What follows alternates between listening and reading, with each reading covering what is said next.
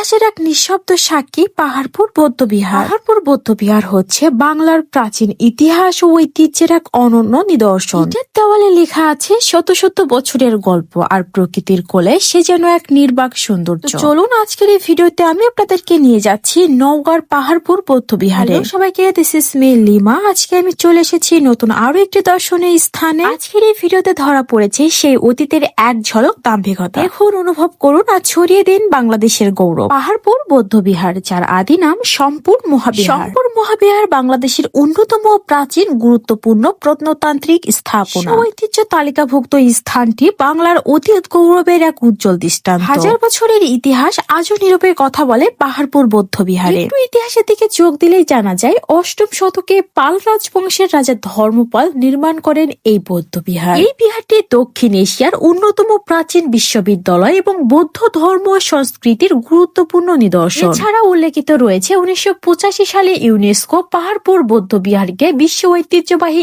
স্থান হিসাবে স্বীকৃতি দেয়। ইউনেস্কোর মতে পাহাড়পুর বিহার বা সম্পুর বৌদ্ধবিহার দক্ষিণ হিমালয়ের দ্বিতীয় বৃহত্তম বৌদ্ধবিহার। এই পাহাড়পুর বৌদ্ধবিহার 300 বছর ধরে বৌদ্ধদের অতি বিখ্যাত ধর্ম শিক্ষাদান কেন্দ্র ছিল। উপমহাদেশের বিভিন্ন স্থান থেকে নয়, চীন, তিব্বত, মায়ানমার, মালয়েশিয়া, ইন্দোনেশিয়া বিভিন্ন দেশের বৌদ্ধরা এখানে ধর্মজ্ঞান চর্চা করতে আসতেন। বৌদ্ধবিহার বা সম্পুর মহাবিহার বর্তমানে ধ্বংসপ্রাপ্ত একটি প্রাচীন বৌদ্ধবিহার। এই বিহারটি নওগাঁ জেলা বদলগাছি উপজেলার সদর থেকে প্রায় 10 কিলোমিটার উত্তরে অবস্থিত। এছাড়াও জয়পুরহাট শহর থেকেও খুব সহজেই মাত্র 40 টাকায় অটো ভাড়ায় এই বৌদ্ধবিহারে যাওয়া যায়। জানিয়ে দিই, বিহারটিতে সর্বমোট 177টি ঘরে বৌদ্ধ ভিক্ষুরা বসবাস করতেন। বিহারের ঠিক মাঝখানে শোভা বাড়িয়েছে একটি মন্দির। দৈর্ঘ্য 400 ফুট এবং প্রস্থ 350 ফুট এবং মন্দিরটি প্রায় 70 ফুট উঁচু। মন্দিরের বাইরের দেওয়ালে বুদ্ধ ও হিন্দুদের দেবদেবীর মূর্তি এবং পোড়ামাটির বেশ কিছু ফলক স্থান পেয়েছে। এছাড়াও জানিয়ে দিই, পাহাড়পুর বৌদ্ধ বিহারের মূল অংশ প্রায় 20 ফুট চওড়া। এই মূল বেষ্টনীর ভিতরে আরো একটি বৌদ্ধ মন্দির দেখতে পাওয়া যায়, তবে জানিয়ে দিই এই মন্দিরে কিন্তু এখন উপরে ওঠা যায় না। জানিয়ে দিই, এই পাহাড়পুর বৌদ্ধ বিহারের সৌন্দর্য দ্বিগুণ বাড়িয়ে দিয়েছে